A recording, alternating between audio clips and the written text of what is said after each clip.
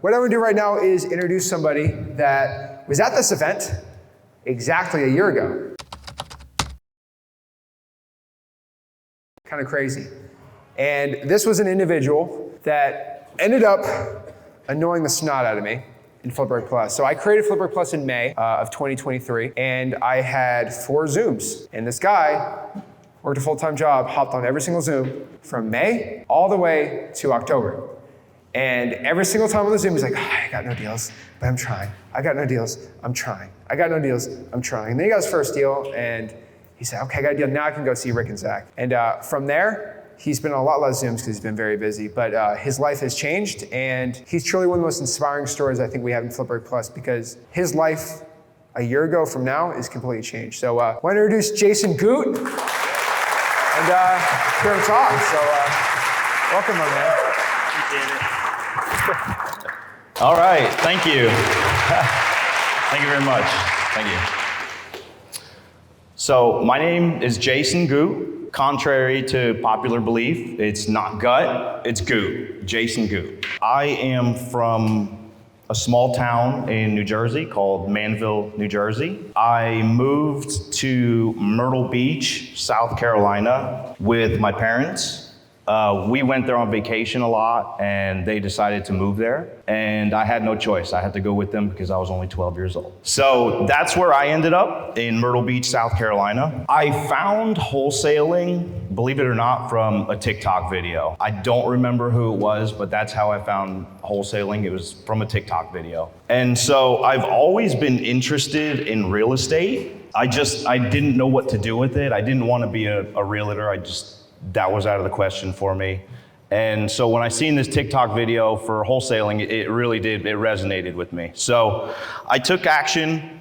I got on YouTube. I started looking for anything I could find wholesaling related. And that's when I stumbled across Zach and Rick. I found them in 2022, the middle of 2022, I found Zach and Rick, and I watched everything. I was just trying to take it all in. I probably watched every single one of their videos at this point.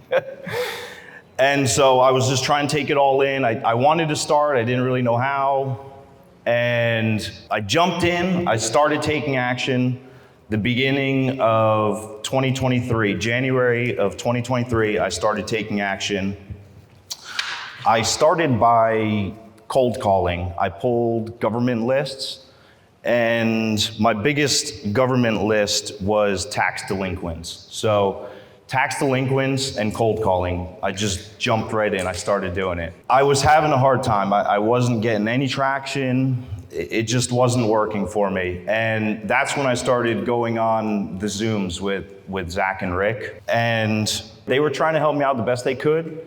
I was cold calling. Eventually, I got my first deal. It took me 9 months to get my first deal. My first deal was a old, crappy, single-wide mobile home on less than, it was like a 0.10 acre lot. And I remember I was so nervous talking to these sellers. I mean, I was just so nervous.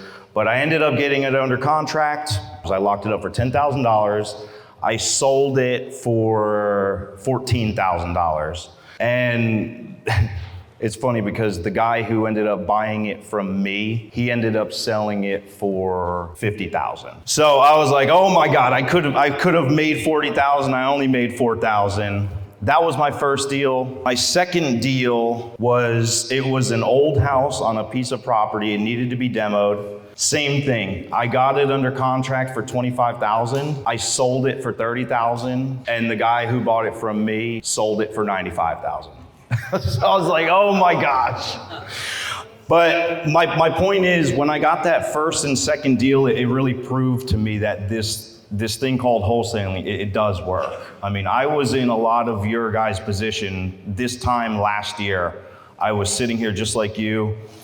And I think I had 2 deals at that time. I had 2 deals this time last year, and I was still kind of struggling. But when I came to this event, it really just being around other people who are in the same mindset, want to do the same thing, it really kind of gave me the boost to keep going.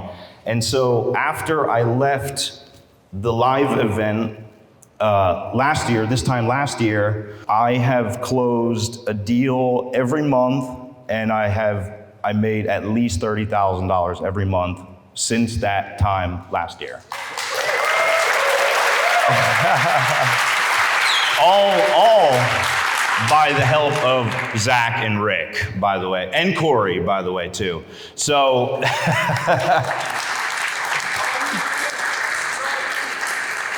yeah, it was a struggle, though. I mean, that first 9 months, I was nervous. I really didn't know what I was doing. I was it was hit and miss. I mean, I was trying to take action. I wasn't. I was on and I was off. But once I got that first deal, it really kind of opened my eyes to be also to be more confident about my numbers, because I only made $4,000 and the next guy made $40,000. So I kicked myself in the butt for that, and I'm getting better at that. So I would say to a lot of the new people here, if you get your first deal right away, great, awesome, keep going. If you don't get a deal in the first year, the first 2 years, just keep going. You will get it. It does work. I guarantee you it works. I am living proof it works. It took me a long time. It took me 9 months. And even at this point, I consider myself a beginner even now. I mean, I feel like I've barely scratched the surface. But yeah, I mean, Rick and Zach, I mean, they are wonderful. If you guys stick with them, get on the Zooms consistently. I got on the Zooms like every time they had one, I got on it. I was listening, I was jumping in, I had questions. They would be right there. They would take my questions, they would help me out. And so yeah, I closed a deal every month since then. I've closed a deal in at least 30,000, so it's good. It works, it works. But before I did wholesaling, I owned an appliance repair business. And so I still am doing that part-time now. I do that from 8 a.m. to 12 noon, and from 12 noon to 5, I do wholesaling. And I'm pretty much to the point where I'm gonna just shut down the appliance repair business, because it's just me. It's not like somebody's losing their job when I shut it down. So, I mean, that was pretty lucrative. I was making $100,000 a year doing that. But yeah, so this wholesaling thing, it does work. The biggest advice I would give to anybody new that's just starting or hasn't gotten their first deal, or maybe does have their first, second deal but can't get their third, fourth, fifth, just keep going. I mean, it does work. Eventually you will get traction, you'll get going, and just stick with it. So that is my story.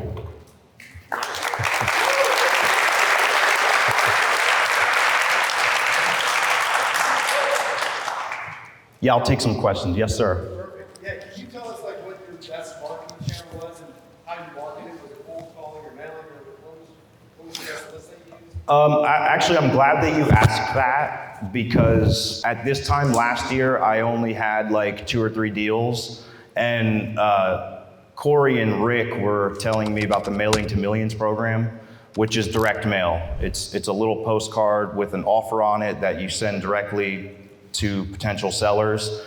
And in order to get in that program, one of the requirements is that you at least have five deals. So once Corey was telling me, once I get 5 deals, come see him. And so after I got my 5th deal, I seen Corey and I started doing the direct mail. That was the beginning of this year. I think it was February or March I started with Corey and Rick in the Mailing to Millions.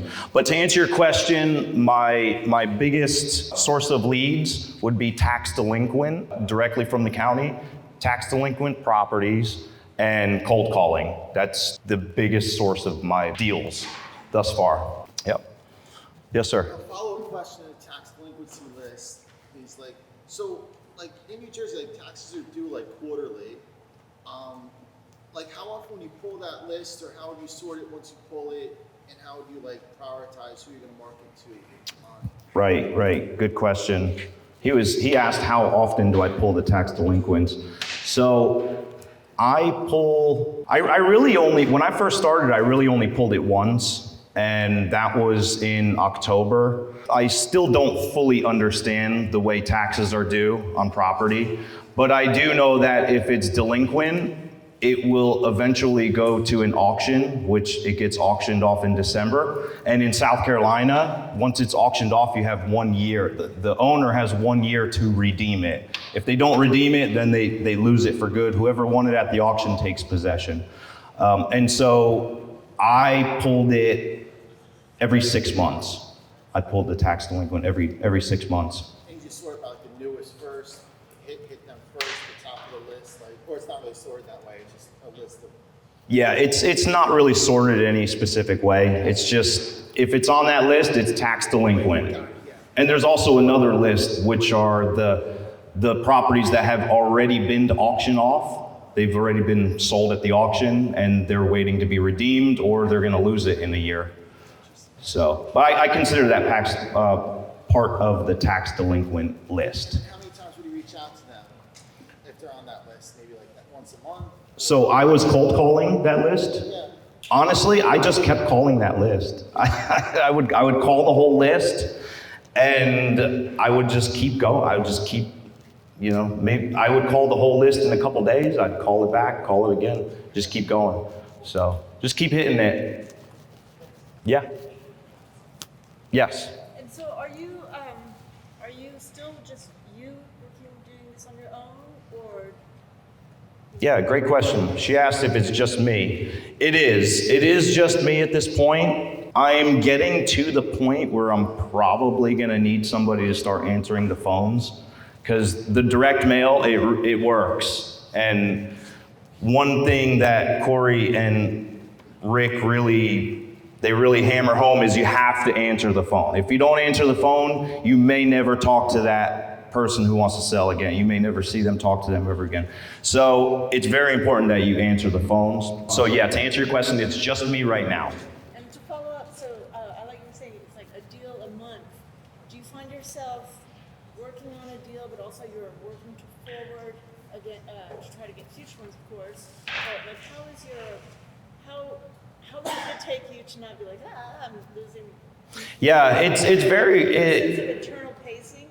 Yeah, the pacing is very overwhelming. When I first started, I got a deal under contract, and that was like my main focus. I was zeroed in on that. I stopped marketing altogether, and that really hurt me because then I didn't have any leads coming in my pipeline. So the first, second, third, that's what happened to me. I stopped marketing. So you just have to find a balance between following up what you have under contract and continuing to market.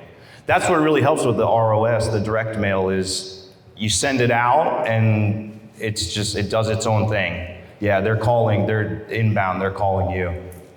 So, any other questions? Yes. What dialer system do I use? I use Batch Dialer, and I've never tried another one, and I've heard that Call Tools is promising, but I'm with Batch Dialer right now. Yes? Would you say the average time is that the ROS leads are holding onto your card before they call you back? The average time an ROS lead is holding the card until they call. Get onto it for a few weeks, a month, or they call you right away? I would say the majority of my ROS direct mail, they're calling immediately right when they get that postcard. I've had like 2 leads that said they got it a couple months ago, but they didn't end up closing. They weren't deals. So actually, that's funny that you mentioned that, because when I first started cold calling, I called a driving for dollars lead, and she said no, she's not interested. And I got a sense that she was interested in selling, so I sent her a text, and she reached out to me a year later, which was just a couple months ago, and it ended up being, I bought it for $25,000, me personally, I bought it, and I could have sold it for $150,000, but I decided to keep it for an Airbnb. So that one I'm fixing up and making into an Airbnb. So that would have been a lot more revenue I would have made, come to think of it. But I wanted, it's like 10 minutes from home in Myrtle Beach, so I'm making that one into an Airbnb. And I'm working on a Wholesale, by the way, that I got for $40,000, and I'm waiting for it to close for $110,000. So, yeah, that's gonna be my biggest deal. Yes, sir. Congratulations. For you in South Carolina, what was your best source of finding cash buyers? Best source for finding cash buyers. I have a problem because I only have 2 buyers, like 2 serious buyers. One of them is the one that I usually sell to, and he usually makes double what I made. So that's a problem. I got to spend more time finding buyers, but they came from that. One of those buyers came from, I was driving for dollars and I called him. He was the owner of a property, and it turns out he was a wholesaler. And that's one of my biggest buyers. So I have a problem. I need more cash buyers. Yeah. Anybody else? Yeah. When you say you would get to your work, do 12 to 5, you're working on wholesaling. Uh-huh. Is that mostly just calling, or like by 5 o'clock you're not doing anything at all, or did you do? Because you know how it can quickly become Right. kind of 24/7. You're doing a bit of this, do that, blah, blah, blah, blah, Right. Yeah, she asked how I break up 12 to 5. So I do 8 to 12, I do my appliance repair. 12 to 5, I do my wholesaling.